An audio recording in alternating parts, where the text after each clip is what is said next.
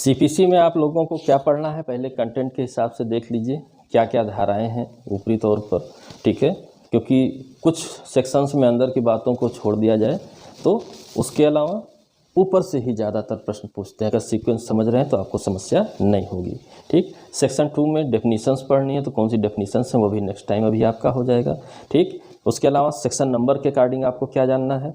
Section 9 civil वादों, यानी कि सिविल न्यायालय सिविल वाद का विचारण करेगा, क्रिमिनल केसों का नहीं।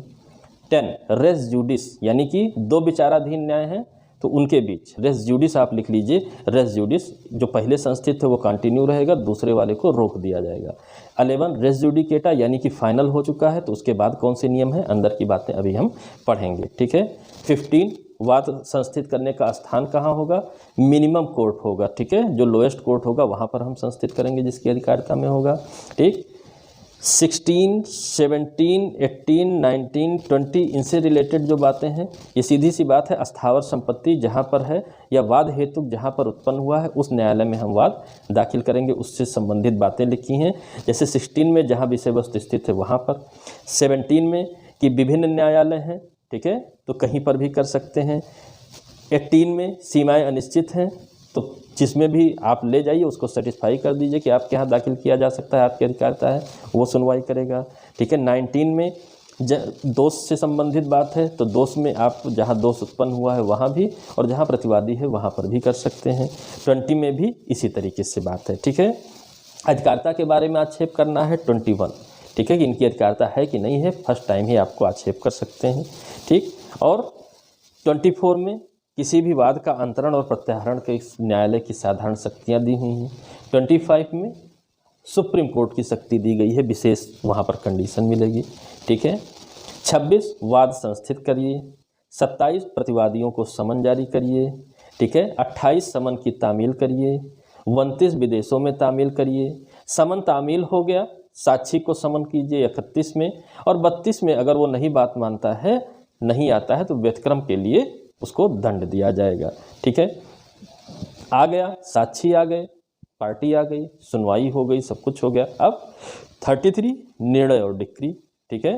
निर्णय डिक्री के बाद ब्याज भी 6% लगा सकते हैं। खर्चा कोई है उसको जमा करिए 35 में, 35 है, ठीक है। अगर आपने मिथ्या तंग करने वाले वाद दायर किए हैं तो उसके लिए खर्चा देना पड़ेगा, प्रतिकारात्मक खर्चा होगा।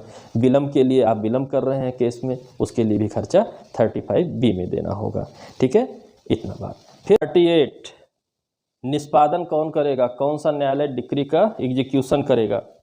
39 अगर आवश्यकता है तो डिक्री का अंतरण भी किया जा सकता है, ठीक है।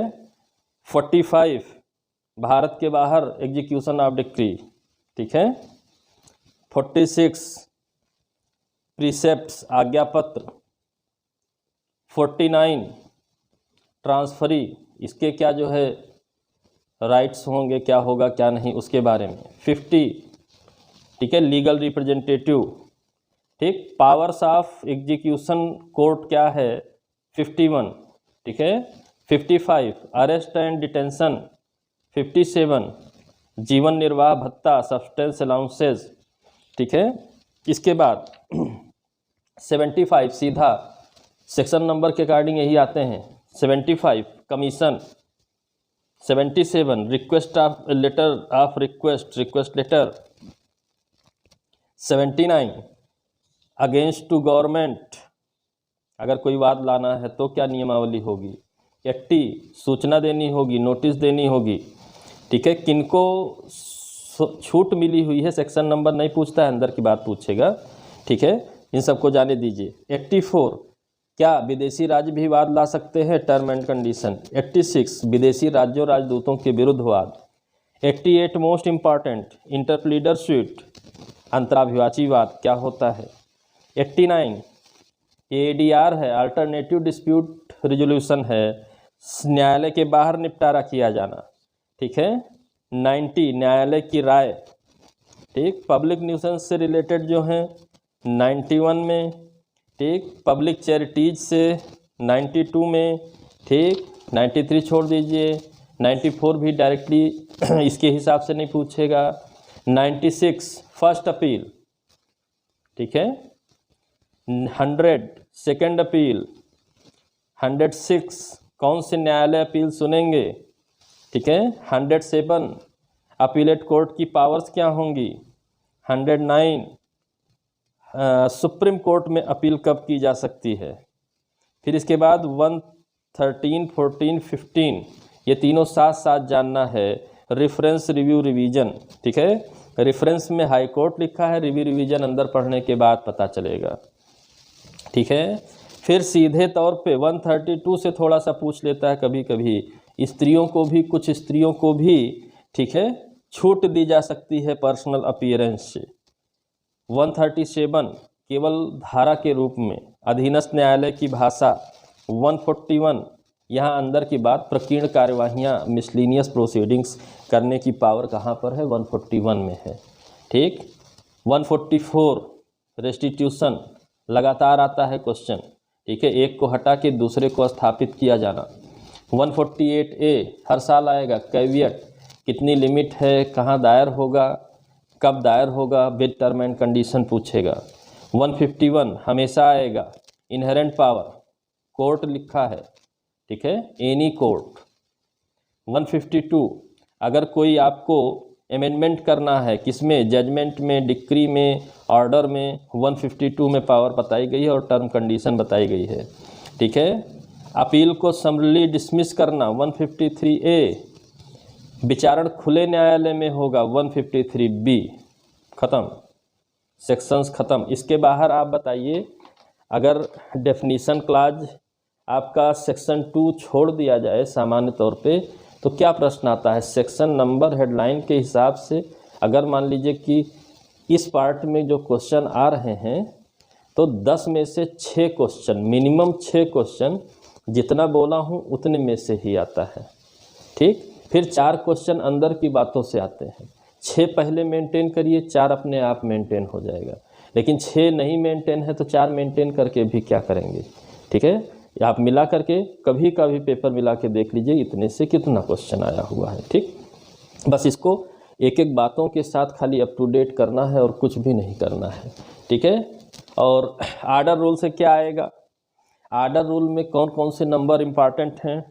आर्डर 1 में रूल 1, 2, 3, 6, 8, 9, 1, 2, 3, 6, 8, 9, यानी 1 में वादी कौन, 2 में पृथक विचारण किया जाना है तो किन मामलों में, 3 में प्रतिवादी कौन, 6 में कॉन्ट्रैक्ट के पक्षकार, 8 में प्रतिनिधिक वाद यानी कि रिप्रेजेंटेटिव स्यूट, 9 में कुछ संयोजन असंयोजन हो जाए, मिस ज्वाइंडर, नॉन ज्वाइंडर रहे तो उसको कैसे मेंटेन होगा, ठीक है। और 13 में इसके बारे में आप ऑब्जेक्शन कहाँ लगा सकते हैं, रूल 13 में, ठीक। ऑर्डर 2 यानी कि वाद में पक्षकार वक्षकार किनको बनाना है, बैठ के आप जो है वाद तैयार कर रहे हैं, वाद पत्र तो लिख लिए, ठीक। फिर वाद की विरचना, फ्रेम ऑफ सूट, अब वाद तो वहीं पर जाएंगे न्यायालय तो वही तो विरचित करेगा, ठीक है। आप बनाएंगे खाली कि ये हमारे ग्राउंड है, ऐसा ऐसा हमारा अधिकार उत्पन्न होता है, उस पर वाद बनेगा कि नहीं ये न्यायालय डिसाइड करेगा। फर्स्ट। सेकंड, वाद के अंदर दावा संपूर्ण कीजिए, नहीं तो गड़बड़ हो जाएगी। कुछ नहीं किए हैं, कर सकते थे तो अब दोबारा नहीं वाद लाने दिया जाएगा, ठीक। ऑर्डर 3, अब ये कोर्ट लेके कौन जाएगा, ठीक है, एजेंट एंड प्लीडर, अभिकर्ता, ठीक है, जो मान्यता प्राप्त अभिकर्ता है, प्लीडर है, वो लेकर जाएंगे। ऑर्डर 4, वाद संस्थित किया जाएगा, ठीक है, सिर्फ इतना ही पूछता है। इंस्टीट्यूशन ऑफ सूट से रिलेटेड ऑर्डर कौन है, 4 है, यानी कि किसको पक्षकार बनाना है जान लिए, फिर उसके बाद उसको ग्राउंड राउंड लिख लिए, फिर अपने प्लीडर के साथ आप वाद संस्थित करिए। वाद संस्थित हो गया तो 5 में समन निकाला जाएगा, ठीक है, 5 में समन निकाला जाएगा, ठीक है। और समन निकालने के बाद उसको जो है 9 में डिलीवरी ऑफ समन है, ठीक है, डिलीवरी ऑफ समन 9A, ठीक है, 9A की वादी ही जो है तामीली के लिए दे दिया गया। 10 ढंग क्या होगा, तो वो ढंग अंदर की बात यहाँ नहीं। 20 पूछता है, 20 पूछता है, ठीक है, सब्सटीट्यूटेड सर्विस के बारे में, प्रतिस्थापित तामील के बारे में 20 पूछता है, इसको जाने रहिए। ऑर्डर 6 में, ठीक है, प्लीडिंग शुरू हो जाएगी, प्लीडिंग 1 में करेंगे, ठीक है। 6 में आप जो है कंडीशन प्रेसिडेंट जो है पूर्वभावी शर्तें हैं उनको बताएंगे, ठीक है। 8 में संविदा अगर है, संविदा की बात है तो डिनाइल ऑफ कॉन्ट्रैक्ट संविदा का प्रत्याख्यान करेंगे, ठीक है। 13 में विधि की उपधारणाएं हैं। 16 में कोई चीज़ जब वेरिफिकेशन किया जाता है, प्लीडिंग नहीं होता है वेरीफाई, तो अभिवचन में काट दिया जाता है। 17 में संशोधन कर दिया जाता है, ठीक है। 16 में स्ट्रिकिंग आउट प्लीडिंग, 17 में amendment of pleading. Order 7 plaint, ठीक है, प्लेंट लाएंगे, उसके क्या कंटेंट होंगे वो फर्स्ट में लिखा हुआ है, ठीक है। इसके बाद 11 आपको जानना रहेगा कि procedure on rejection of plaint, इसको आपको जानना रहेगा कि कहाँ लौटाया जाता है। और 10 भी जानना रहता है, वाद पत्र का लौटाया जाना, रिटर्न ऑफ प्लेंट। 10 और 11 दोनों आप जानिए, ठीक है, फिलहाल के पर्पस से 10 और 11 दोनों जानिए। फिर अब बात आई, आपका दावा वहाँ पहुँच गया न्यायालय में, तो प्रतिवादी क्या दाखिल करेगा, डिफेंडेंट क्या दाखिल करेगा। आदेश 8, ठीक है, return statement set of counter claim, ठीक, अपने रिटर्न स्टेटमेंट में वो कुछ मुजरा किया जाना है वो भी लिख सकता है, और कोई बात उसकी प्रतिदावा के रूप में भी एक्सेप्ट हो सकती है। तीनों बातें आदेश 8 में है, ऑर्डर 8 में है। रिटर्न स्टेटमेंट फर्स्ट में रहेगा, ठीक है, सेट ऑफ 6 में रहेगा, ठीक है, और काउंटर क्लेम आपका 6A में रहेगा, ठीक। और बाद में कोई बात है अगर जोड़नी घटानी है तो सब्सिक्वेंट प्लीडिंग 9 में हो सकता है, सब्सिक्वेंट प्लीडिंग 9 में हो सकता है, ठीक। अब पता चला मुकदमा दोनों लोगों ने अपना अपना सब कुछ रख दिया है, ठीक है। अब पता चला डेट पे सुनवाई पे आप पहुंच ही नहीं रहे हैं, तब क्या होगा। तो पक्षकारों की उपसंजात के बारे में बात की गई है, अटेंडेंस अपीयरेंस के बारे में बात की गई है ऑर्डर 9 में, ठीक है, ऑर्डर 9 में, कि जिस दिन बुलाया जाए उस दिन समय नियत है, आइए, ठीक है, आइए। अगर ठीक है, वादी असफल है, सेकंड में, ठीक है, सेकंड में लिखा है, रूल्स 2 में लिखा है कि अगर वादी प्लेंटिफ ही एब्सेंट है तो डिसमिस कर दिया जाएगा, खारिज कर दिया जाएगा। 3 में लिखा है कोई पक्षकार नहीं है तब भी खारिज कर दिया जाएगा, ठीक है। 4 में डायरेक्ट नहीं पूछता है, अंदर की बात पूछता है। 6 में एक्स पार्टी डिक्री, वादी है प्रतिवादी नहीं है, डिफेंडेंट नहीं है, तो एक्स पार्टी डिक्री कर दी जाएगी, ठीक है। 13 में अब एक्स पार्टी डिक्री गलती से हो गई, कहीं फंस गए थे किसी जेन्युइन रीजन के साथ, तो एक पक्षीय डिक्री को अपास्त कर दिया जाएगा 13 में, ठीक है। फिर न्यायालय पक्षकारों की परीक्षा कहाँ करेंगे। अब दोनों लोग आ गए हैं न्यायालय में नियत तिथि को, तो ऑर्डर 10 में परीक्षा की जाएगी। फिर उस परीक्षा के दौरान डिस्कवरी की जाएगी, इंस्पेक्शन किया जाएगा, कि पूछा जाएगा, सब कुछ जाना समझा जाएगा ऑर्डर 11 में, ठीक है। आपकी इच्छा है तो ऑर्डर 12 में स्वीकृति उकृति एडमिशन वगैरह लाइए, ठीक है, और जो कुछ भी है डॉक्यूमेंट और ये सब चीज़ें 13 में लेके आइए, ठीक है, 13 में लेके आइए। 14 में अब प्राइमरी तौर पे जब ये चीज़ें देख ली गई हैं, सफिशिएंट ग्राउंड बन रहे हैं, तब लिख रहा है 14 में, ठीक है, सेटलमेंट ऑफ इशूज़, ठीक है, विवादकों का स्थिरीकरण किया जाएगा, ठीक, फ्रेमिंग ऑफ इशूज़ 14 फर्स्ट में। ये नहीं कि टाइम नहीं ख़राब करेगा, पहले इशू फ्रेम कर दे, अब पता चले कि जो है कोई ग्राउंड ही नहीं, एविडेंस ही नहीं है, बस खाली इनके कहने पे नहीं, देखभाल लेगा। सिविल सूट की यही खासियत है कि देखभाल लेगा कि हाँ मामला ठीक है, क्योंकि यहाँ टाइटल्स का निर्धारण करना है, हमेशा के लिए निर्धारित हो जाएगा। फ्रेमिंग ऑफ इशूज़ फर्स्ट में, 14 फर्स्ट में, ठीक है। 4 में और स्पष्ट कर दिया गया कि न्यायालय विवादकों की विरचना के पहले साक्षियों की और दस्तावेज की परीक्षा कर सकेगा, जो पीछे किया है, और आसान कर दिया गया परीक्षण न्यायालय अपने हिसाब से कर लेगा, पार्टीज बाद में करेंगी, ठीक है। फिर इसके बाद 15 में जैसे क्रिमिनल केसों में प्रथम सुनवाई में निपटारा हो सकता है गिल्टी प्लीड कर देने पे, उसी तरीके से देखा जाता है ऑर्डर 15 में कि पहली सुनवाई में ही निपट जाए। अब वो कहें वो मान लें, कोई दिक्कत नहीं, ठीक है, वही है। साक्ष्य असफल हो जाए पहली ही सुनवाई में तो वाद आगे चलाने का कोई मतलब नहीं है, ठीक। फिर इसके बाद 16 में अब साक्षियों को बुलाया जाएगा, समन किया जाएगा, आइए आइए आपकी परीक्षा की जाएगी, ठीक है। 16 में समन किया जाएगा साक्षियों को, ठीक। इसके बाद 16A में अगर साक्षी जो भी है विटनेस अगर जेल वेल में है तो उसके लिए स्पेशल 16A लिखा है, ठीक है। अब पता चला कि कुछ डिले विले हो रहा है, एडजर्मेंट देना है, ऑर्डर 17 लिखा हुआ है, ठीक। फिर इसके बाद 18 फॉर्मल प्रोसीजर लिखा है, सुनवाई करेगा, परीक्षा करेगा, ठीक है। फॉर्मली साक्षी जब बुला लिया, समन कर दिया, बुला लिया, आ गए तो क्या करेगा, सुनवाई करेगा, परीक्षा करेगा, 18 में लिखा हुआ है। 19 में आप जानते हैं कि किन्हीं साक्ष्यों को शपथ पत्र पे भी दिया जा सकता है, तो शपथ पत्र संबंधी क्या बातें हैं, क्या नहीं, क्या रूल रेगुलेशन होंगे, वो 19 में लिखा है, ठीक है।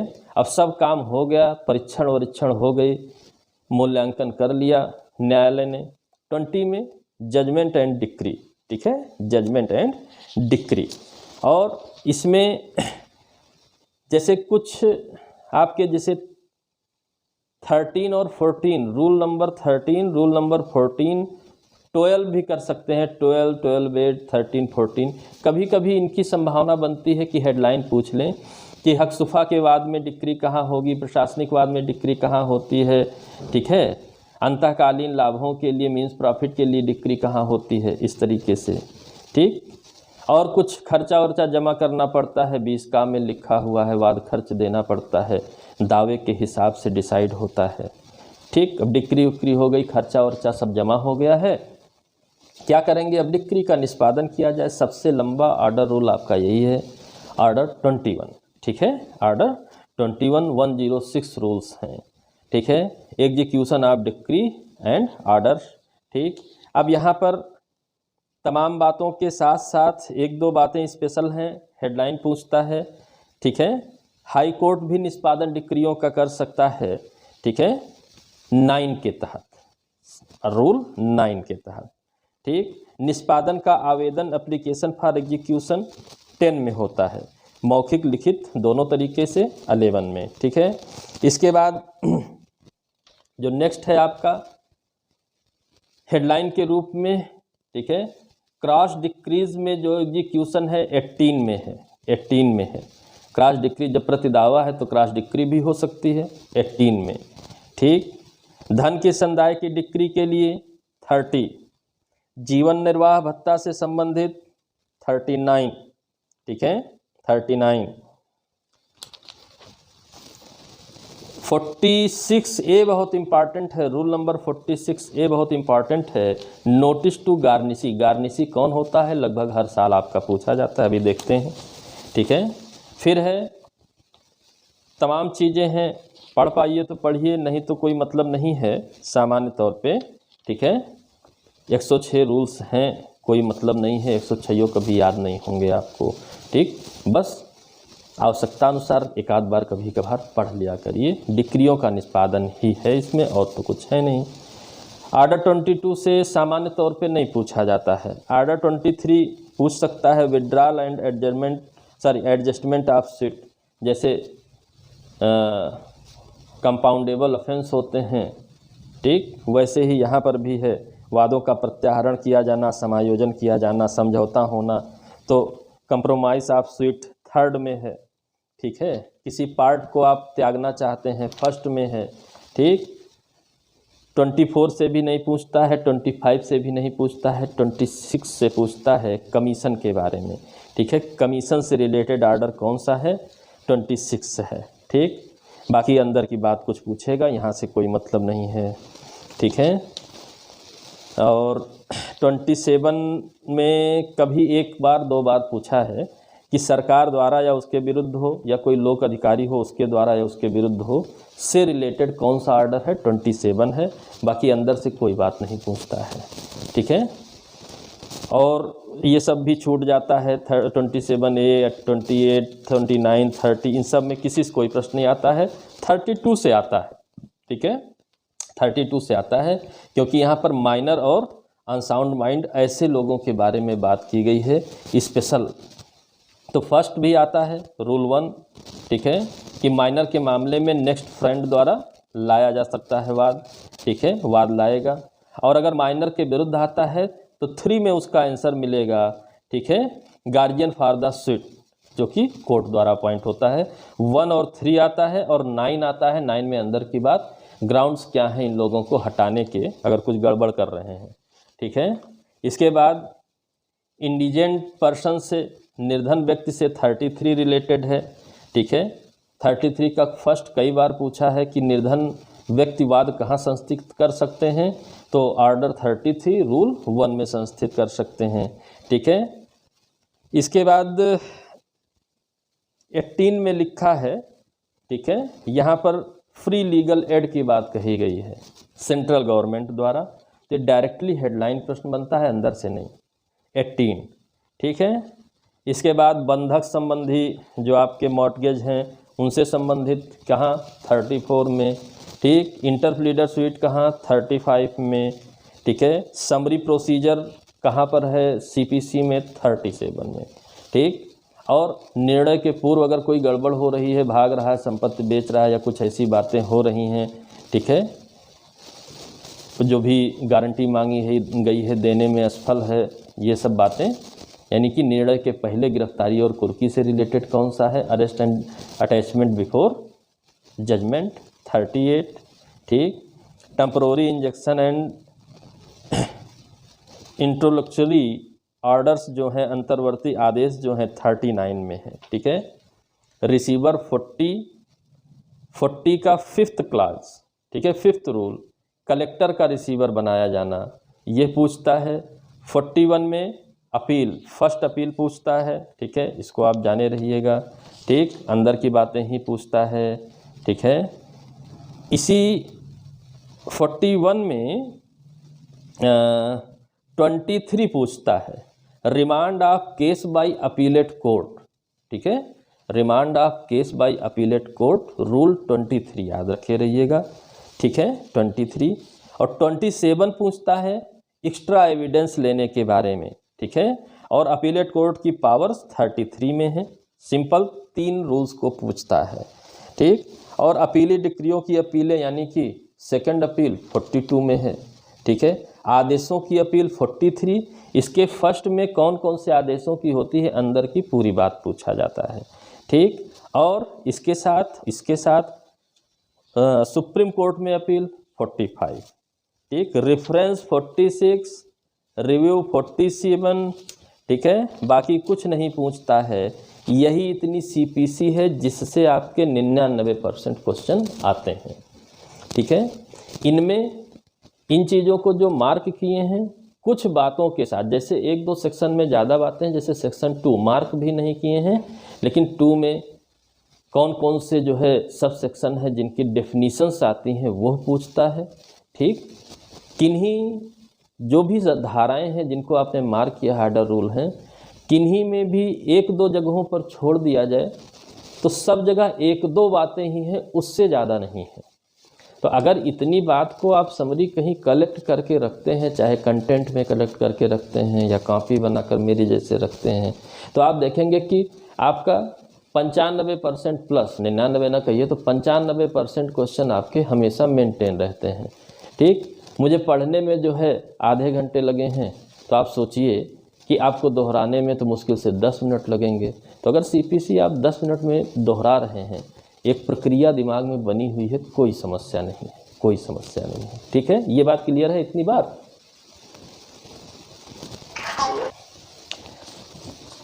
एक्ट नंबर 5 है, 21 मार्च को जो है पारित किया गया है, ठीक, और जनवरी 1909 में लागू हुआ है, अभी भी लागू है। यही CPC हमारी चल रही है, अंग्रेज़ों के समय का ये भी एक्ट है, ठीक है। विस्तार से मतलब अब जम्मू कश्मीर तो शामिल हो गया, स्पेशल दर्जा ही समाप्त हो गया है। और दूसरी बात, नागालैंड और जनजातीय क्षेत्रों को बचाव दिया गया है, जैसे सीआरपीसी में वैसे ही सीपीसी में। रीजन ये है कि जो ट्राइब्स वाले इलाके हैं वहाँ पर कुछ उनके विशेष प्रोसीजर होते हैं, तो उससे कोई कन्फ्लिक्ट ना उत्पन्न हो, इसके लिए जो है बचाव दे दिया गया है। ठीक है, बाकी पूरे भारत पर लागू है, कोई समस्या नहीं है।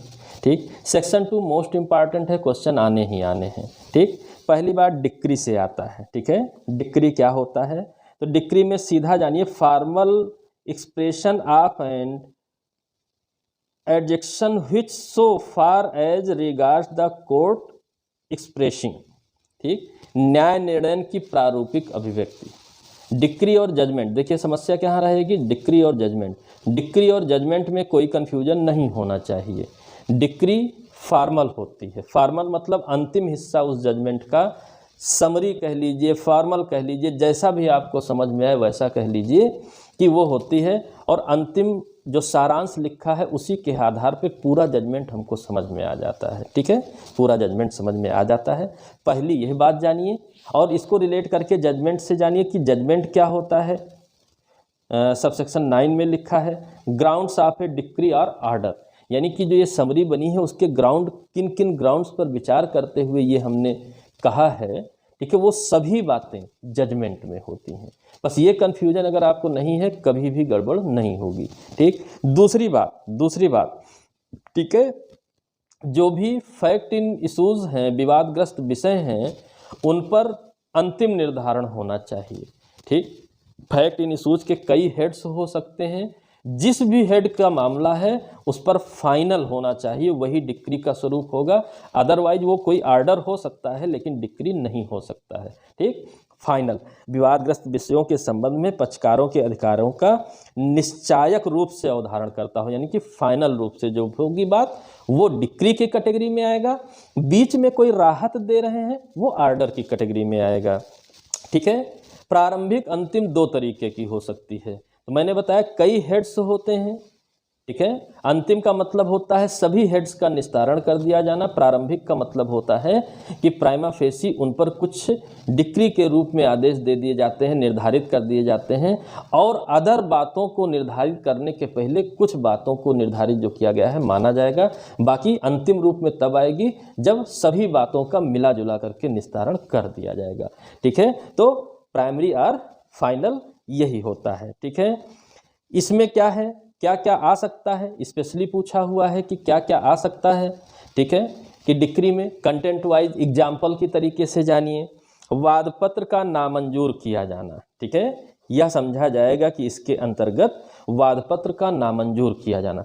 ठीक, तो नामंजूरी जब हम पढ़ेंगे, ठीक है, रिजेक्शन ऑफ प्लेंट पढ़ेंगे, तब ये बात समझ में आएगी कि वादपत्र का नामंजूर किया जाना क्यों डिक्री की कैटेगरी में आता है। और दूसरी बात सेक्शन 144 यानी रेस्टिट्यूशन के भीतर किसी प्रश्न का अवधारण करना, यानी एक को शिफ्ट करके दूसरे को लाना है। ऐसे प्रश्न का जब अवधारण किया जाता है तो उसकी भी वैल्यू डिक्री की तरीके से होती है, न कि ओनली आर्डर की तरीके से होती है।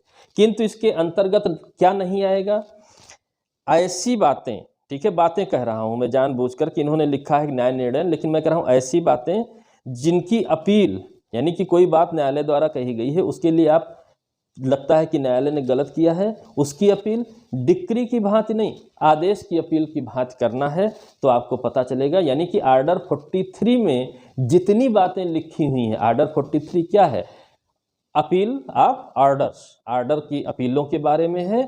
तो उसको जब पढ़ेंगे तो जितनी बातें लिखी हैं वो कोई भी डिक्री नहीं है।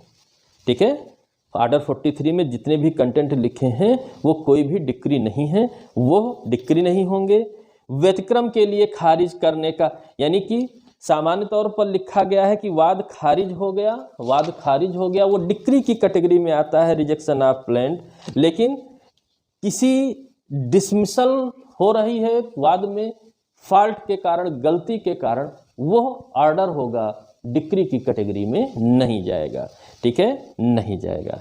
ठीक, और बहुत स्पष्ट लिखा है स्पष्टीकरण में, ठीक है, कि कोई डिक्री तब प्रारंभिक होती है जब तक पूर्ण रूप से वाद ना निपटा दिया जाए। यानी कि बीच में किसी पॉइंट पर ऑर्डर है, डिक्री है, वो आपका प्रिलिमिनरी डिक्री होगी, और जब पूरा वाद निपट जाएगा तो वो फाइनल डिक्री होगी।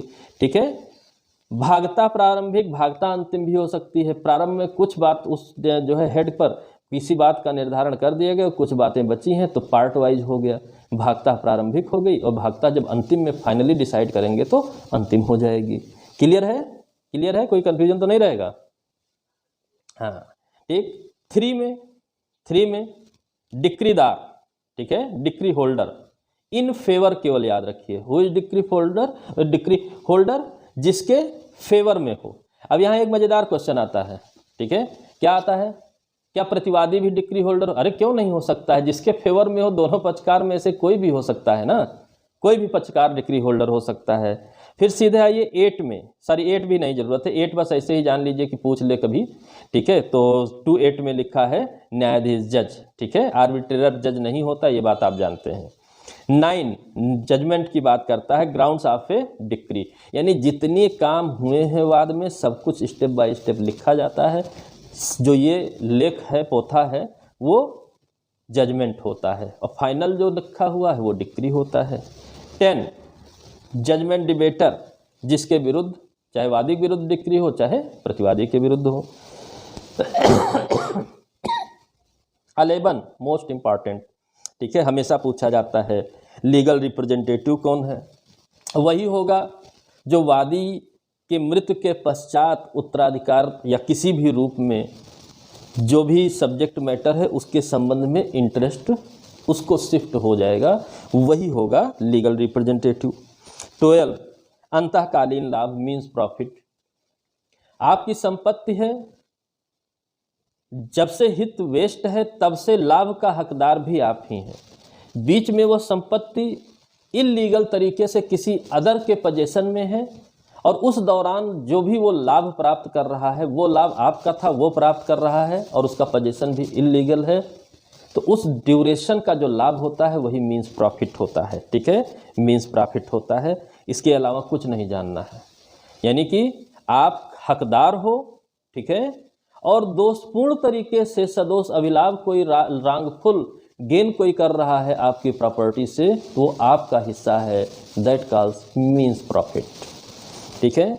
यहाँ पर मूवेबल प्रॉपर्टी में ग्रोइंग क्रॉप्स लिखा है, तो सीपीसी के अनुसार मूवेबल प्रॉपर्टी में ग्रोइंग जो है क्रॉप्स आते हैं।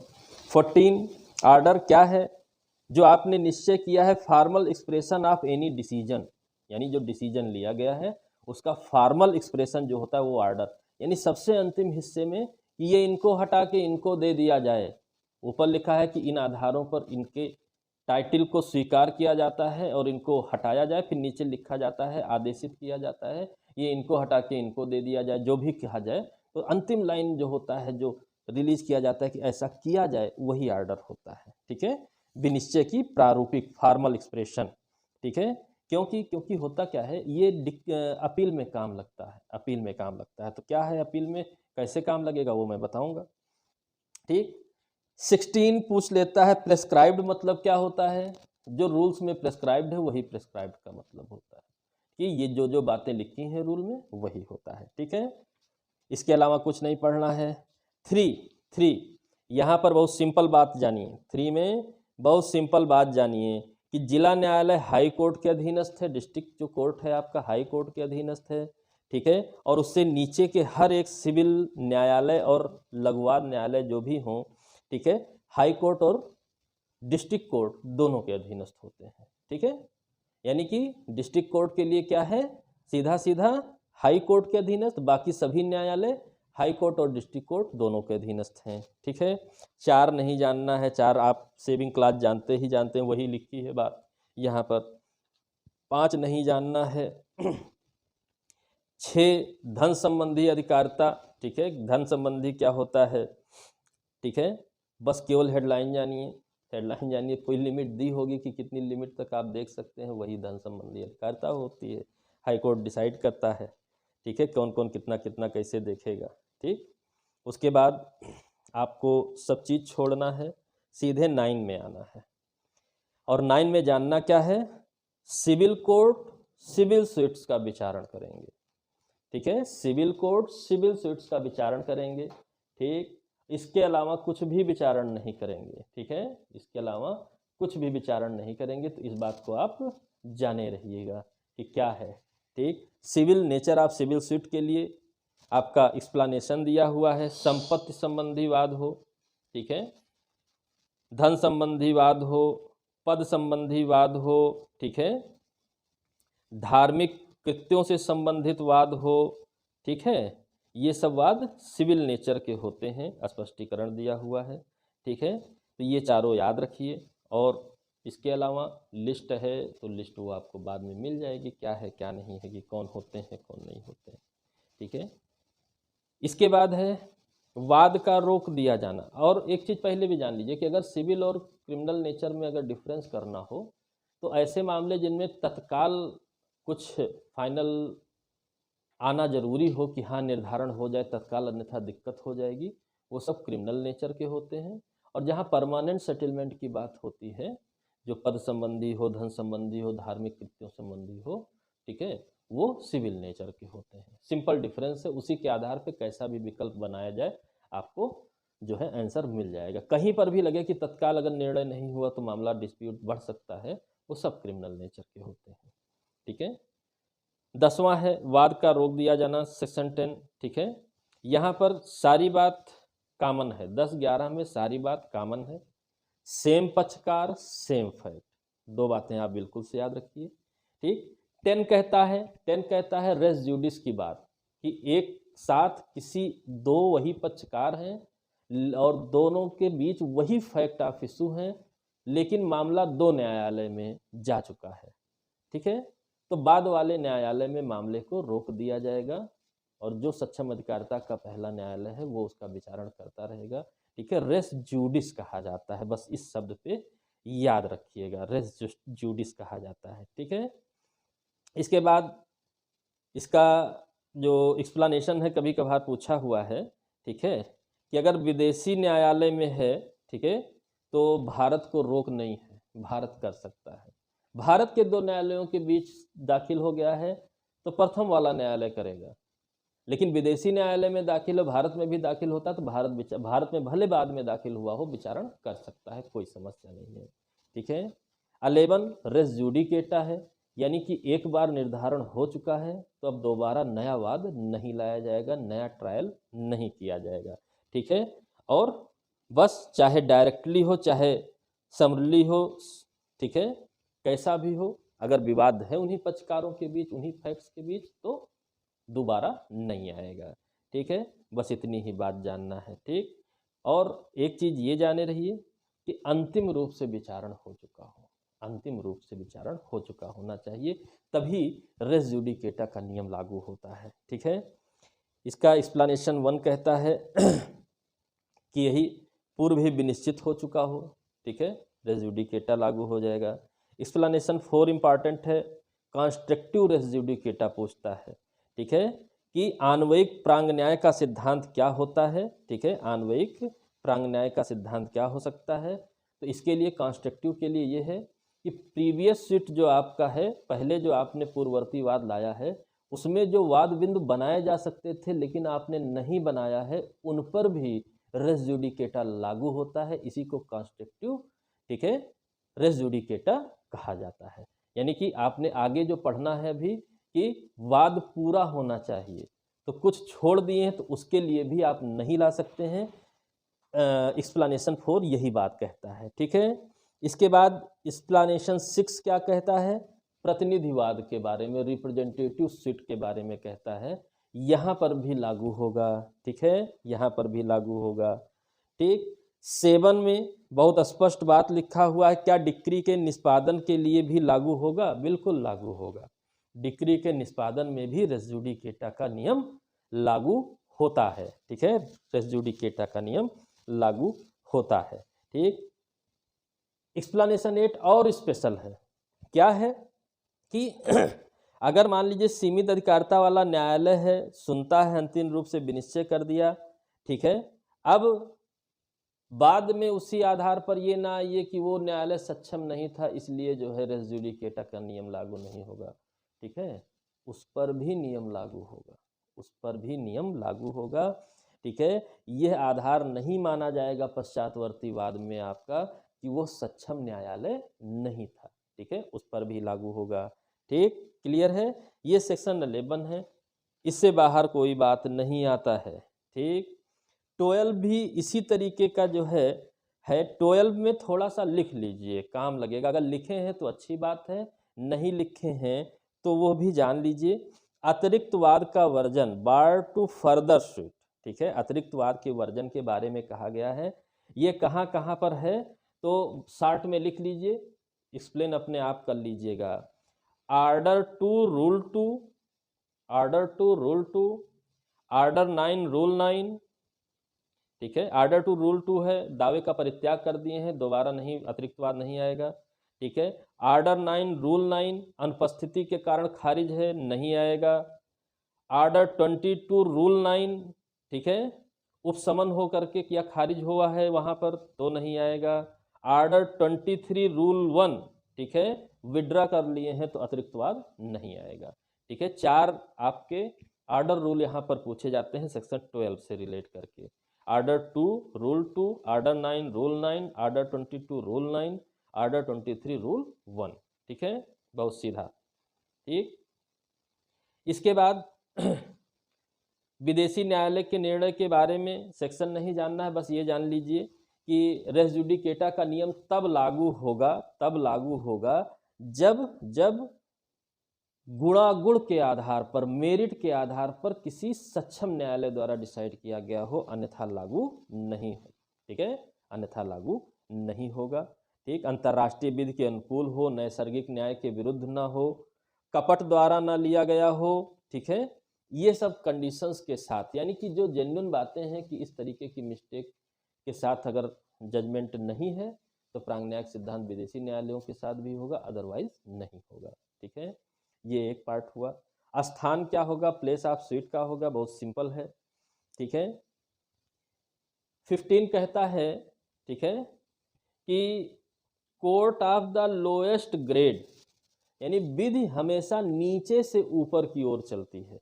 आप नीचे से तलाशिए कि हमारा वाद कौन सा न्यायालय सक्षम है सुनने के लिए, ऊपर वाला तो सक्षम ही है, ठीक है। आपको आना होगा हमेशा नीचे से, तो जो मिनिमम कोर्ट होगा, जो आपका लोएस्ट कोर्ट होगा, वही जो भी सक्षम लोएस्ट कोर्ट होगा वहीं से वाद आपका प्रारंभ होगा, वहीं संस्थित कर सकते हैं, ठीक। और सब्जेक्ट मैटर के बारे में क्या दिया हुआ है नियम जहां संस्थित कर सकते हैं, ठीक है, उसके लिए है जैसे धन संबंधी कोई मामला है, धन का वाद विवाद है, तो उसके लिए जिस संपत्ति से संबंधित मामला है, अस्थावर संपत्ति जिस ज्यूरिसडिक्शन में है वहाँ पर आएगा। विभाजन का मामला है तो जहाँ संपत्ति सिचुएटेड है वहाँ पर आएगा।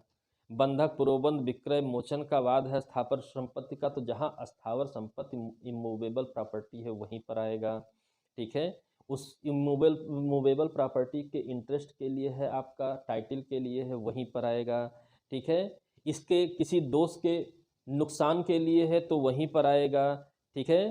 कुर्की या इससे संबंधित है तो वहीं। कुल मिलाकर के बात यह है कि अस्थावर संपत्ति संबंधी मामला अगर कोई भी है तो वहीं पर वाद लाया जाएगा जहां पर वह अस्थावर संपत्ति सिचुएटेड है। आप चाहे जहां रहते हो कोई फर्क नहीं पड़ेगा, ठीक है, आप चाहे जहां रहते हो, ठीक, जिसके भीतर स्थानीय सीमाओं में है वहीं पर आएगा।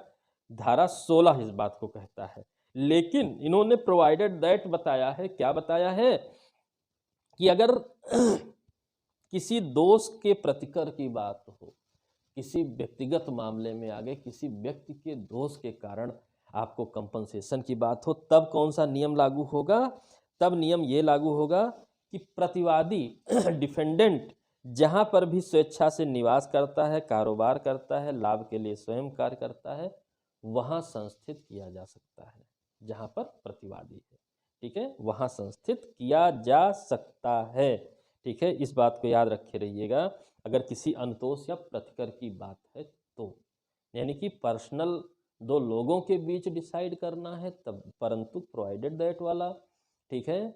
और इमूवेबल प्रॉपर्टी के बारे में है तो जहां प्रॉपर्टी सिचुएटेड है उसके लिए वहां पर ही वाद लाया जा सकता है। अब ये जो प्रॉपर्टी है, मान लीजिए कि विभिन्न न्यायालयों में है, भागता यहाँ भागता वहाँ है, ठीक है, तब किसी में भी ले आइए, कोई पार्ट अलग अलग है तो किसी के लिए कोई कोई पार्ट का मतलब ये हुआ, दो मकानों का डिस्प्यूट है, एक मकान यहाँ पर है, दूसरा मकान वहाँ पर है, दूसरे जुरिस्डिक्शन में आता है, कोई बात नहीं, किसी में भी ले आइए, दोनों संपत्तियों को आप जोड़ करके अपना दावा बना सकते हैं। ठीक है, अलग अलग वाद लाने की जरूरत नहीं है। सीमाएं अनिश्चित हैं, ठीक है, सीमाएं अनिश्चित हैं, तो किसी भी न्यायालय में आप ले आइए, ठीक है, किसी भी न्यायालय में, और बस जहां जाइए उसको सेटिस्फाई कर दीजिए कि आपकी सीमा में भी आता है, तो आपके अंदर भी क्षमता है कि आप इसे डिसाइड कर सकते हैं, तो वो उसे एक्सेप्ट कर लेगा। चलिए भाई ठीक है, सुनते हैं, इसको मैं जो है फाइनल कर दूंगा, कोई दिक्कत नहीं है, अनिश्चित हो तब भी बस आपको सेटिस्फाई करना होगा कि आपकी ज्यूरिसडिक्शन में मामला आता है, बस। ठीक है, 19 क्या कहता है, शरीर जंगम संपत्ति के प्रतिकर का वाद है, तो वही है, दोष के लिए जो है न्यायालय जिसके सीमाओं के भीतर वो है आपकी इमूवेबल प्रॉपर्टी, वहाँ पर ठीक है ला सकते हैं, या प्रतिवादी जहाँ पर भी निवास करता है, कारोबार करता है, वादी के विकल्प पर वहाँ भी लाया जा सकता है। मतलब ये विकल्प वादी देगा, ठीक है, डिफेंडेंट नहीं देगा, प्लेंटिफ दे सकता है कि उसके जहाँ पर काम कर रहा है वहीं पर ले आए। ठीक है, कोई समस्या नहीं है। एक से अधिक प्रतिवादी हैं तो किसी के भी उस पर लाया जा सकता है। ठीक है, कोई समस्या नहीं है, कोई समस्या नहीं, बस और कुछ नहीं जानना है। ठीक है, आक्षेप करना हो अगर आपको, ठीक है, ऑब्जेक्शन करना हो ज्यूरिसडिक्शन पे, तो कहाँ पर करेंगे, अपील या पुनरीक्षण, यानी उस न्यायालय की अपील जिस न्यायालय में होती है या रिवीजन जिसके द्वारा होता है, उस जगह पर आप ऑब्जेक्शन लगा सकते हैं। लेकिन लगाएंगे कब, ठीक है, सर्वप्रथम अवसर पे, सर्वप्रथम अवसर पे स्टार्टिंग में ही ऑब्जेक्शन लगाइए, ये नहीं बीच में जब मन हुआ तब पहुंच गए। और या तो फिर अन्याय हो गया हो तब, अदरवाइज नहीं। ठीक है, अन्याय हो गया हो तब, अदरवाइज नहीं। ठीक है, इसके बाद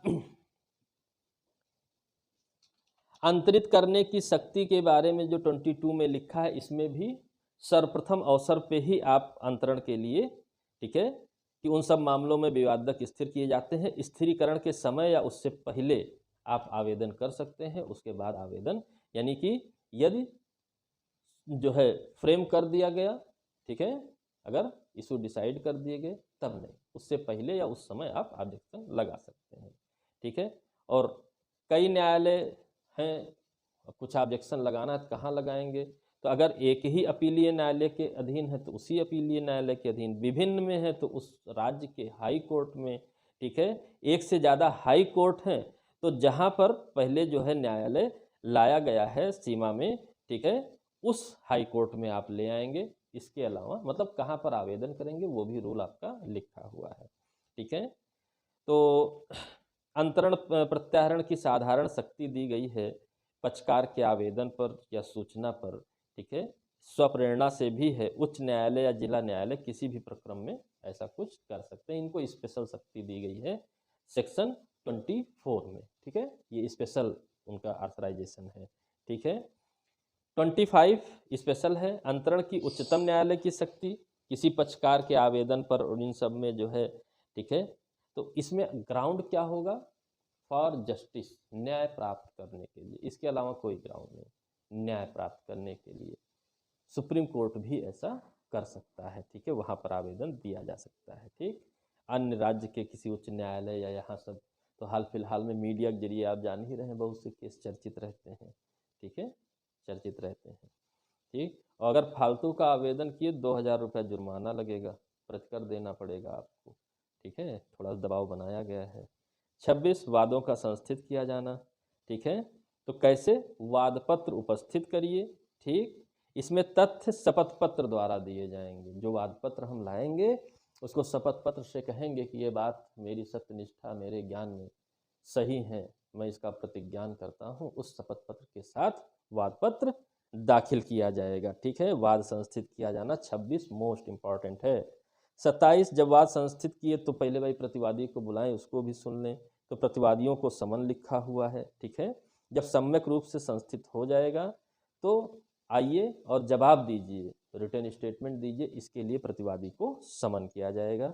और समय सीमा है 30 डेज।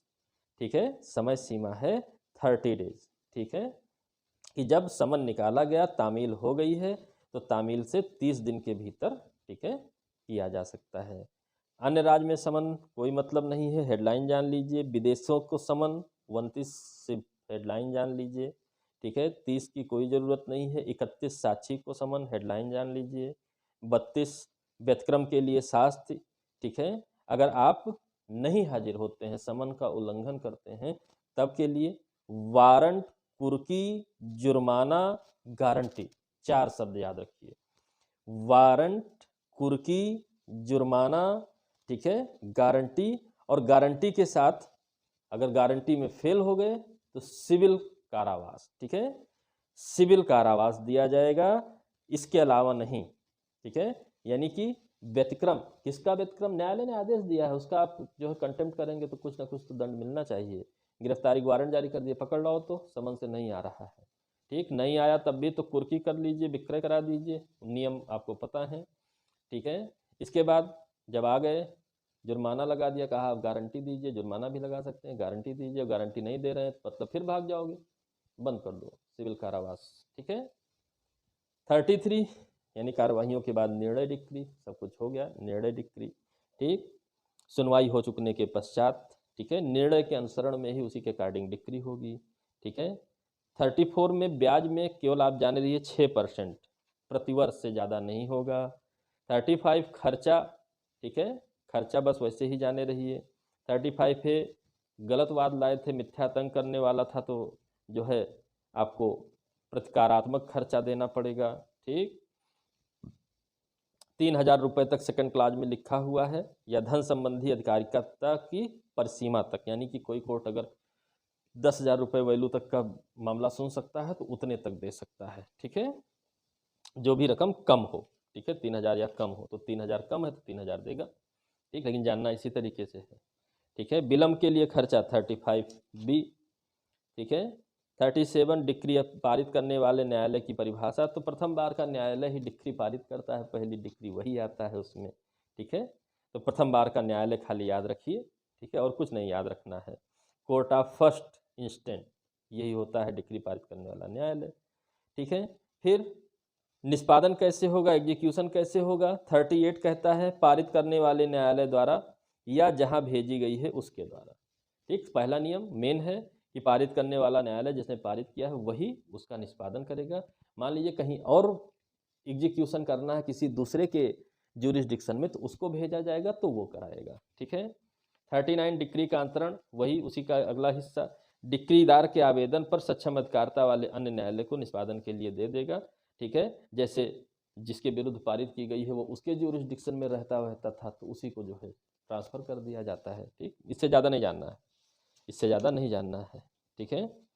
एक ज़िले से दूसरे ज़िले में है, दूसरे स्टेट में है, तो स्वयं न्यायालय थोड़े जाएगा, वहाँ आपके लिए रिफ़र कर देगा, वहाँ पर वो निष्पादन करवा देगा, ठीक है। उसकी भी वही शक्तियाँ होंगी जैसे उसने डिक्री पारित किया हो, ठीक। 43 कोई मतलब नहीं, ये सब जाने दीजिए। 46 में खाली हेडलाइन आपसे बताया, आज्ञा पत्र जान लीजिए, ठीक है।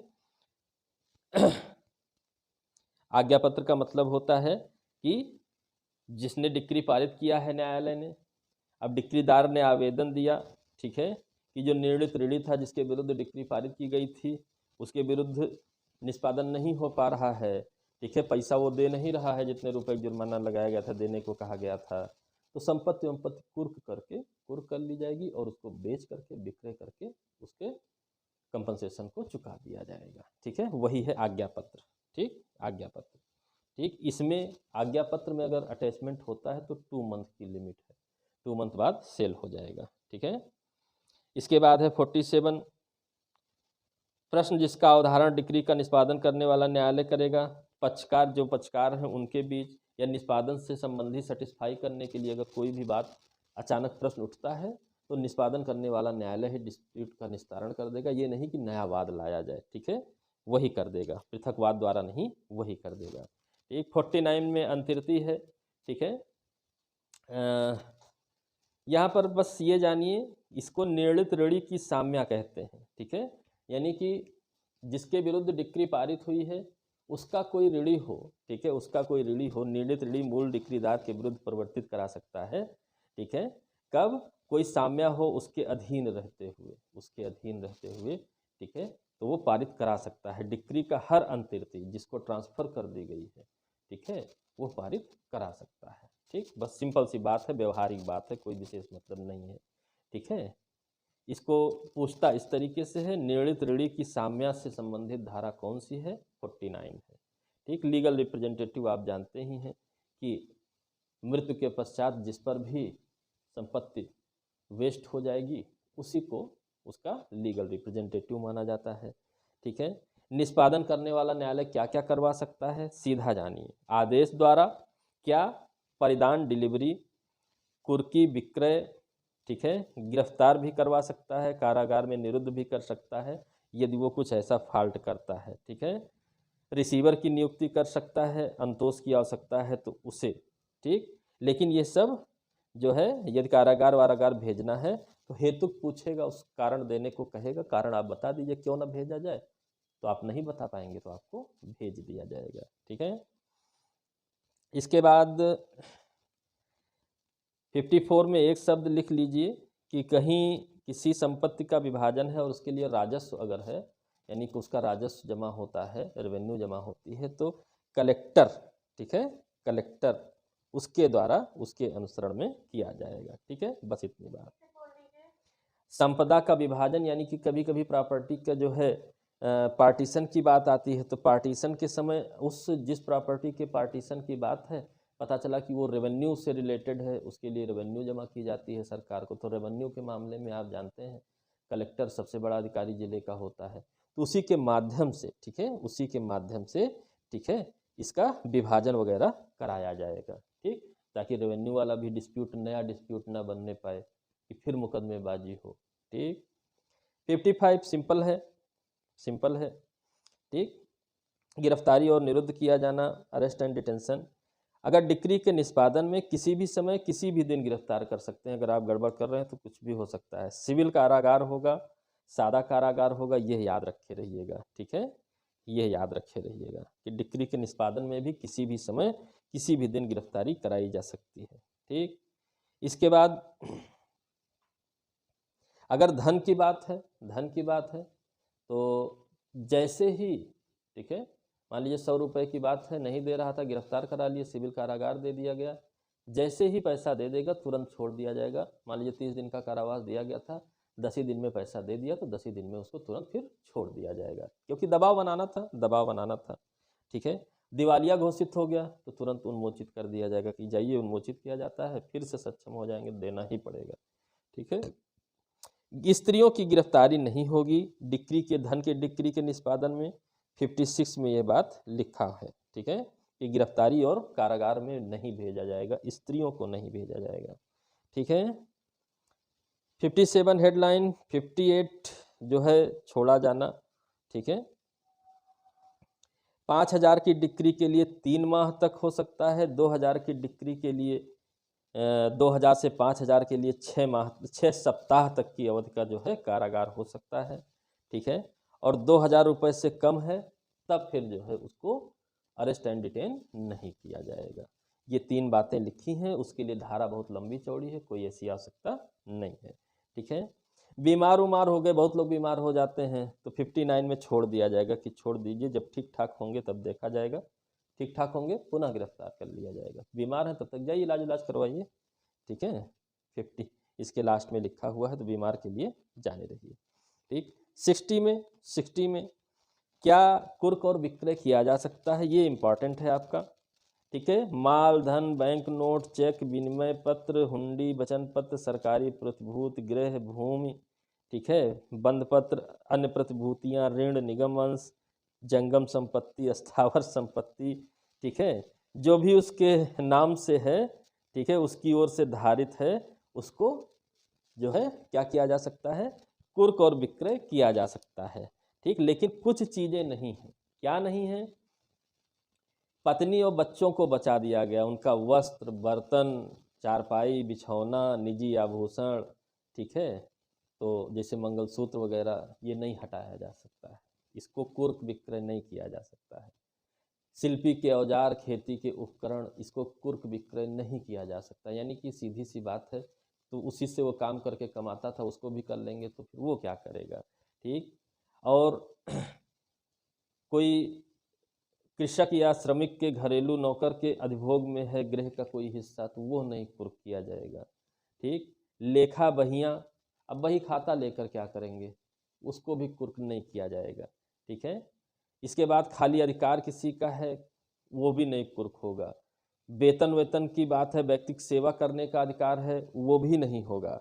राजनीतिक पेंशनें नहीं होंगी, मजदूरी नौकरों की नहीं होगी, भरण पोषण से भिन्न भरण पोषण का नहीं होगा, और अगर और कोई वेतन का है, ठीक है, तो 1,000 रुपये और 2/3, ठीक है, 1,000 रुपये छोड़कर, ठीक है, वेतन का प्रथम 1,000 छोड़कर बाकी 2/3 कुर्क किया जा सकता है।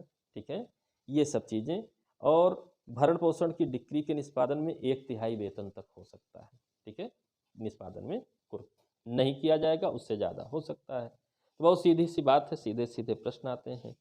ठीक है, भावी भरण पोषण का अधिकार भी नहीं है। ठीक है, उत्तरजीविता भी नहीं है, सामान्य सी बातें हैं। ठीक है, इसके बाद अंदर की बात कोई सामान्य तौर पे नहीं पूछता है। फिर 74 से प्रश्न आता है कि अगर निष्पादन का आप प्रतिरोध कर रहे हैं, विरोध कर रहे हैं, ठीक है, तो 30 दिन तक की जेल हो सकती है, सिविल कारागार हो सकता है 74 में। 75 में कमीशन की शक्ति है। ठीक है, कमीशन की शक्ति है। काहे के लिए कमीशन, किसी की परीक्षा करने के लिए, स्थानीय लोकल जो है इन्वेस्टिगेशन के लिए, लेखा परीक्षण के लिए, विभाजन कराने के लिए, ठीक है, विक्रय आदि कराने के लिए, इस टाइप के कार्यों के लिए। ठीक है, कि संपत्ति यहाँ ला के थोड़े डिवाइड की जाएगी, वहीं जा करके कमीशन भेज दिया जाएगा। कमीशन के जरिए जब डिस्प्यूट आता है किसी स्थावर संपत्ति पे, तो कमीशन जारी होता है कि जाइए फोटो वोटो खींच लाइए कि क्या यथा स्थिति है, तब स्टे आर्डर दें, कमीशन जारी होता है।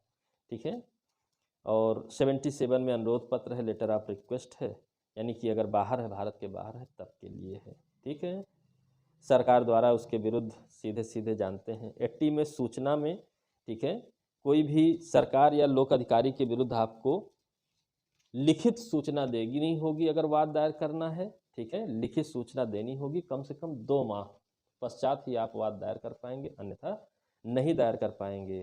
ठीक है, केंद्र सरकार में सचिव को रेल संबंधित मामला है तो प्रबंधक को, तो इसी टाइप का लिखा हुआ है। ठीक है, और राज्य सरकार का मामला है तो कलेक्टर को, तो ये सब नहीं पूछता है। पूछता में नहीं है कितने दिनों की नोटिस, 2 मंथ की नोटिस कम से कम होनी चाहिए। ठीक है, इसके बाद 83 में भी हेडलाइन खाली जानिए।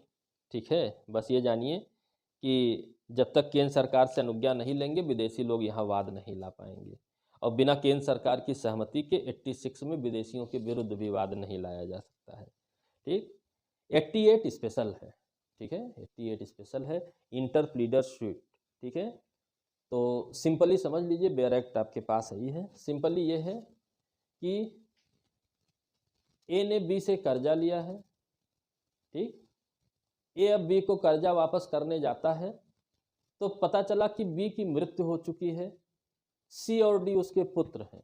अब वो कर्जा देना चाहता है, सी कहता है मुझको पूरा दीजिए, डी कहता है मुझको पूरा दीजिए। ठीक है, अब वो किसको दे, इस बात को डिसाइड करने के लिए, ठीक है, इस बात को डिसाइड करने के लिए कि वो तैयार है देने को, ऋण अपना वापस करने को, लेकिन किसे दे, इस बात को डिसाइड करने के लिए वो इंटरप्लीडर सूट ला सकता है। यहाँ तरह तरह से क्वेश्चन पूछता है कि अब पक्षकार तो जो इंटरप्लीडर सूट लाया है वो है, लेकिन उसके पक्ष में डिक्री नहीं जारी होगी, डिपेंडेंट दोनों जो हैं सी और डी, उनके विरुद्ध उनमें से किसी के पक्ष में जारी होगी या डिवाइड करते हुए जारी होगी, जो भी होगा। ठीक है, एक ही पक्षकार के विरुद्ध जारी होता है, एक पक्षकार यहाँ पर जो वादी है उसके विरुद्ध नहीं जारी होता है, वो सिर्फ डिसाइड करवाना चाहता है, इंटरप्लीडर सूट। ठीक है, 89 न्यायालय के बाहर एडीआर 99 में ये पुनः जुड़ी है, इस बात को पूछता है। 99 में अल्टरनेटिव डिस्प्यूट रिजोल्यूशन है, मध्यस्थम, सुलह, समझौता, इन सब के द्वारा जो डिस्प्यूट का निस्तारण किया जाता है उससे संबंधित बात है। ठीक है, इसके बाद 90 में कोई मतलब नहीं है। 91 पब्लिक न्यूसेंस से रिलेटेड है। पब्लिक न्यूसेंस का मामला होगा तो यहाँ पर महाधिवक्ता या तो वाद लाएगा, यानी कि एडवोकेट जनरल, या न्यायालय की इजाज़त से जिन लोगों के विरुद्ध है उनमें से कोई दो या अधिक व्यक्ति वाद ला सकते हैं न्यायालय की इजाज़त से, ठीक है।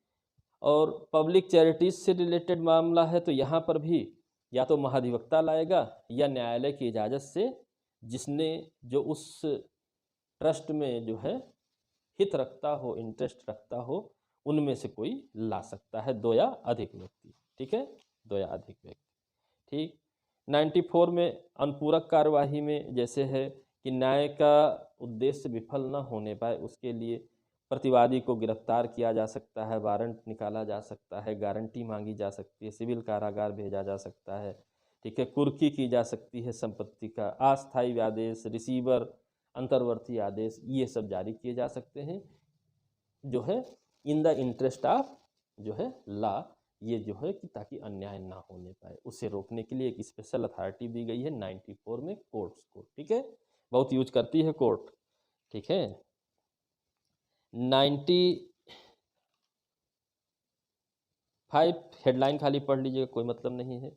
96 में भी जो है बहुत स्पष्ट है कि किन मूल डिग्रियों की जो है मतलब फर्स्ट अपील से रिलेटेड क्या बात जानना चाहिए, ठीक है, कि एक पक्षीय पारित डिक्री हो अपील हो सकती है, पक्षकारों की सहमति से जो डिक्री पारित होती है उसकी अपील नहीं होगी। लघुवाद न्यायालय के मामले में 10,000 रुपये से अधिक का मामला है तो विधि के प्रश्न पे हो सकती है, अदरवाइज किसी भी प्रश्न पर अपील नहीं होगी, ठीक है। इसके बाद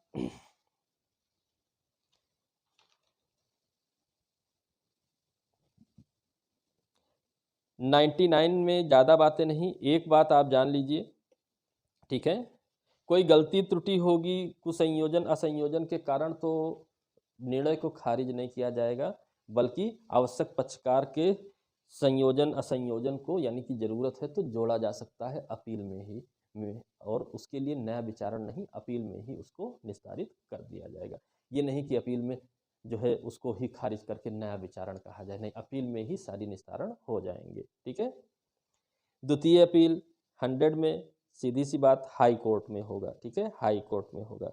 किसी भी न्यायालय द्वारा पारित अपील में जो डिक्री होती है फर्स्ट अपील में, उसकी जो अपील होती है वो हाई कोर्ट में होती है, विधि के प्रश्न पर होती है, ठीक है, विधि के प्रश्न पर होती है, अदरवाइज सामान्यतः नहीं होती है, ठीक है, बहुत सीधी बात, ठीक। और इसके बाद, ठीक है, हाँ, बस ये एक बात जानिए, इसी से आंसर प्रश्न आया है, बाकी नहीं आया है। और यहाँ पर भी अगर अपील में भी एक पक्षीय डिक्री पारित है तो उसकी भी अपील हो सकती है, ठीक है। इसके बाद आपको जानना है कि जैसे वहाँ लघुवाद न्यायालय में लिखा था कि वाले मामले में 10,000 से ज़्यादा की अपील नहीं होगी, वैसे ही सेकंड अपील में 25,000 की लिमिट है, 25,000 से ज़्यादा कम का मामला है तो द्वितीय अपील नहीं होगी, ठीक है। और 104 में सीधे सीधे है 35 का के आदेश, 92 के आदेश, 95 के आदेश, ठीक है, इन सब निष्पादन के आदेश, इनके विरुद्ध जो अपील होगी आदेशों की वो 104 में होगी, बाकी नहीं, ठीक है, बाकी तो डिक्री की अपील की तरह होगा, ठीक।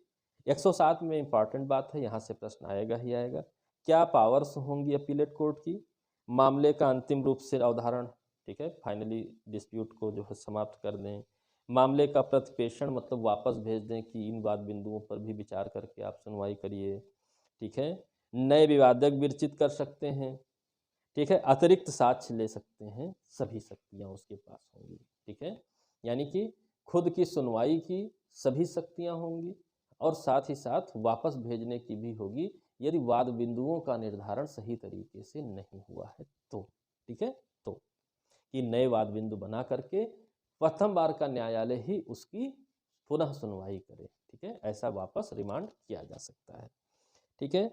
109 में उच्चतम न्यायालय में अपील, यहाँ सीधा लिखा है संविधान के भाग 5 के अध्याय 4 के अनुसार होगी और किसी तरीके से नहीं होगी। तो 134 आपने जो है 134 का पढ़ा है, हाई कोर्ट सर्टिफिकेट देता है तब उसी के तहत होती है, ठीक है। 132 में, ठीक, विधि का सारवान प्रश्न होना चाहिए या हाई कोर्ट की राय होनी चाहिए, ठीक है। उच्च न्यायालय को निर्देश किया जा सकता है यानी कि रिफर किया जा सकता है कब, किसी लंबित मामले में कोई अधिनियम अध्यादेश विनियम यानी कि विधि का कोई भी प्रश्न है, किसी उपबंध का मामला है लोअर कोर्ट उस पर नहीं क्लियर हो रहा है तो वो निर्दिष्ट कर सकता है हाई कोर्ट को 113 में। पुनर्विलोकन मतलब स्वयं से दोबारा देखना, ठीक है, जिसकी अपील अनुज्ञात ना हो, ठीक है, और अपील ना की गई हो, ठीक है, उसके लिए डिक्री पारित करने वाला न्यायालय, ठीक, या आदेश करने वाला न्यायालय पुनर्विलोकन कर सकता है, दोबारा से देख सकता है, छोटी मोटी कोई गलतियां हैं उनको सुधार सकता है। पुनरीक्षण, उच्च न्यायालय किसी भी मामले का अभिलेख मंगवा सकता है, ठीक है, और जिसकी अपील नहीं होती है रिवीजन में जा सकता है, ठीक है, और ऐसी अधिकारिता जो है हाई कोर्ट प्रयोग करेगा आपका, ठीक। कार्यवाही के किसी अनुक्रम में जो है फिर जो है वो कर सकता है आदेश या विवादक विनिश्चित करने वाले किसी आदेश में, ठीक है, उलटता नहीं है सामान्य पर, ठीक है, सामान्यता उलटता नहीं है, ठीक है। तो बाकी मत जानिए, बस ये जानिए कि हाई कोर्ट द्वारा रिवीजन की बात की गई है आपके 115 में, ठीक, क्लियर है, 115 में, ठीक है। कुछ अवैध हो रहा हो, कोई अपने पावर का इस्तेमाल ना कर रहा हो, ऐसे ग्राउंड्स पर, बाकी नहीं, ठीक है। कई बार आप लोगों को बताया हूँ कि नियम आदि बनाने की शक्ति 122 में हाई कोर्ट को दी गई है, 122 में हाई कोर्ट को दी गई है, ठीक है। तो ये सीधा सीधा आप जाने रहिए, ठीक। भाग 11 है, मिसलिनियस टाइप के कुछ प्रोविज़न हैं, जैसे 132 में, ठीक, कुछ स्त्रियों को जो है अपीयरेंस से पर्सनली फ्री किया गया है। कैसी स्त्रियां? जो सामान्य तौर पर पर्दे से बाहर नहीं आती हैं, प्रथाओं के अनुरूप वो पर्दे में रहती हैं, उनको छूट दी जा सकती है, ठीक है। बहुत सीधा सीधा जानिए, ठीक है। इसके बाद अन्य व्यक्तियों की छूट में राष्ट्रपति, उपराष्ट्रपति, लोकसभा अध्यक्ष, संघ के मंत्री, उच्चतम न्यायालय के न्यायाधीश, राज्यपाल, प्रशासक, विधानसभा, विधान परिषद के अध्यक्ष, सभापति, मंत्री लोग, राज्य के उच्च न्यायालय के न्यायाधीश और भूतपूर्व भारतीय राज्यों के जो शासक थे, रियासतों के शासक थे, इतने लोगों को भी सिविल मामलों में पर्सनली अपीयरेंस से छूट दिया गया है, ठीक है। ये वैसे ही याद रहते हैं, ठीक। फिर गिरफ्तारी से भी छूट है किसी भी न्यायाधीश, मजिस्ट्रेट या न्यायिक अधिकारी को, ठीक है, जब वो न्यायालय जा रहा हो, पीठासीन हो या लौट रहा हो, गिरफ्तार सिविल मामलों में नहीं किया जा सकता है, ठीक है। और संसद के 135 का में संसद के किसी सदन के, राज्य विधानमंडल के किसी सदन के, ठीक है, इन सब के सदस्य अगर हैं तो अधिवेशन चालू रहने के दौरान इनको गिरफ्तार सिविल मामलों में नहीं किया जा सकता है, ठीक है। बहुत सीधी सीधी बात है। सदनों से जुड़ी किसी समिति का सदस्य है और अधिवेशन चालू है, उनको भी गिरफ्तार नहीं किया जा सकता है, ठीक है, उनको भी गिरफ्तार नहीं किया जा सकता है। और साथ ही बताया गया कि अधिवेशन, बैठक, सम्मेलन के 40 दिन पूर्व और पश्चात भी गिरफ्तार या कारागार में नियुक्त जो है निरुद्ध नहीं किया जा सकता। मतलब अधिवेशन उसके पहले 40 दिन, उसके पश्चात 40 दिन, सिविल मामलों में इन्हें जो है गिरफ्तार नहीं किया जा सकता, कारागार में निरुद्ध नहीं किया जा सकता है, ठीक है, निरुद्ध नहीं किया जा सकता है, ठीक। इसके बाद भाषा वाषा में सीधी सी बात है, राज्य सरकार बताएगी कौन सी भाषा हमारे यहाँ होगी। जैसे उत्तर प्रदेश कहती है हिंदी होगी, और अब उर्दू भी जुड़ गया है, ठीक है। और 139 में शपथ पत्र की दशा में शपथ कौन दिलाएगा? जैसे सीआरपीसी में व्यवस्था है वैसे यहाँ भी है। कोई भी न्यायालय या मजिस्ट्रेट, कोई भी नोटरी अधिनियम के तहत नियुक्त नोटरी अभिसाक्षी को शपथ दिला सकेंगे, ठीक है, बस, और कुछ नहीं जानना है। 142, ठीक है, बहुत सीधा है कि जो भी आदेश होंगी, सूचनाएं होंगी, वो सब लिखित रूप से होंगी, मौखिक नहीं होंगी, ठीक है। 144 में एप्लीकेशन फॉर रेस्टिट्यूशन है, प्रत्यास्थापन के लिए आवेदन है, ठीक है। डिक्री, आदेश में अपील, पुनरीक्षण, अन्य कार्यवाही में फेरफार किया जाए, उल्टा जाए, अपास्त किया जाए, उपांतरित किया जाए, कुछ भी हो, ठीक है, कुछ भी हो, एक पक्षकार के आवेदन पर प्रत्यास्थापन द्वारा अन्यथा कोई फायदा पाने का हकदार है, प्रत्यास्थापित कराया जा सकता है। कुल मिला के ये है कि किसी भी प्रक्रिया में हो मामला, एक को हटा के दूसरे को जोड़ना है, प्रतिस्थापित करना है, बहुत से संव्यवहार ऐसे हो जाते हैं, तो उसके लिए आवेदन कहाँ पर दिया जाएगा? प्रतिस्थापित करने के लिए, रेस्टिट्यूट करने के लिए 144 में एप्लीकेशन दिया जाएगा, ठीक है। अपील में भी, पुनरीक्षण में भी, जो है कार्यवाही में भी, किसी भी कार्यवाही में भी, ठीक, बहुत सीधा सीधा है। 48A में कैवियट है, कैवियट दायर करने का क्या अधिकार है, किसको अधिकार है, तो यहाँ पर सीधी सी बात है, सुने जाने का अधिकार है। यानी कि जैसे एंटीसिपेटरी बेल होती है, पहले ही बेल ले लीजिए, वैसे ही कैवियट है कि इस संबंधित मामले पर अगर कोई वाद आता है तो साहब मुझे सुने बिना इस पर कोई कार्यवाही मत कीजिएगा, किसी प्रकार का आदेश जारी मत कीजिएगा। कैवियट दायर करने का अधिकार है, जो कि एक बार दायर हो गया, एक्सेप्ट हो गया, तो इसकी वैलिडिटी 90 दिनों तक होती है। कितने दिनों तक? 90 दिनों तक होती है, सुने जाने का अधिकार है। ठीक है। इसके बाद 151 लगातार प्रश्न आता है, इनहेरेंट पावर। तो सीपीसी में इनहेरेंट पावर जो दी हुई है वो कहाँ दी हुई है, क्या दी हुई है, किसको दी हुई है, तो न्याय के उद्देश्य के लिए सभी न्यायालयों को प्राप्त है। हाई कोर्ट को इनहेरेंट पावर जो है क्रिमिनल मामलों में सिर्फ हाई कोर्ट को प्राप्त है 482 सीआरपीसी में, लेकिन सीपीसी के 151 में इनहेरेंट पावर सभी न्यायालयों को प्राप्त है, न्याय के हित के लिए, in the interest of law. इसमें कोई जो है रोकथाम नहीं है, लॉ के हित में, ठीक है, एंड ऑफ जस्टिस ना होने पाए, ठीक है, उसे प्रिवेंट करने के लिए उसके पास अधिकार है। ठीक। सिंपली प्रीलिम्स का क्वेश्चन है 152 से कि निर्णय, डिक्री, आदेश आदि में संशोधन, तो कोई गणितीय त्रुटि हो, लेखन संबंधी त्रुटि हो, ठीक है, 10,000 का 1 लाख बन गया हो, ऐसा कुछ मिसप्रिंट हो गया हो, तो वो सुधार किया जा सकता है 152 में। ठीक है। और 153 एक सिंपल बात कहती है, खुला न्यायालय में होगा, सिविल कार्रवाई है खुले न्यायालय में ही होगी। ये धाराएं थी, ये धाराएं थी, इससे बाहर कोई भी क्वेश्चन नहीं आता है। ठीक। आदेश रूल में जो मैंने बताया बस उतना ही पूछता है। सिर्फ कभी कभी जो प्रश्न आया हुआ है स्पेशली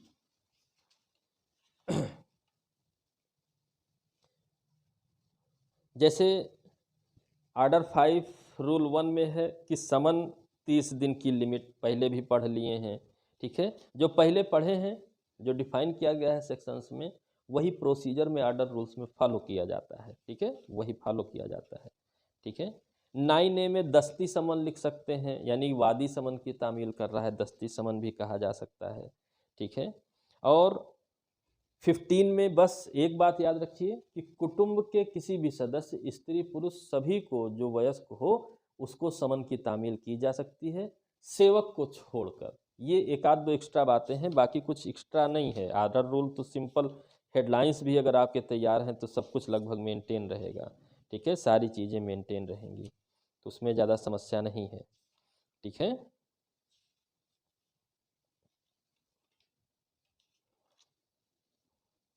क्लियर? तो इसी हिसाब से आप लोग दोहराइए। ठीक है। ओके।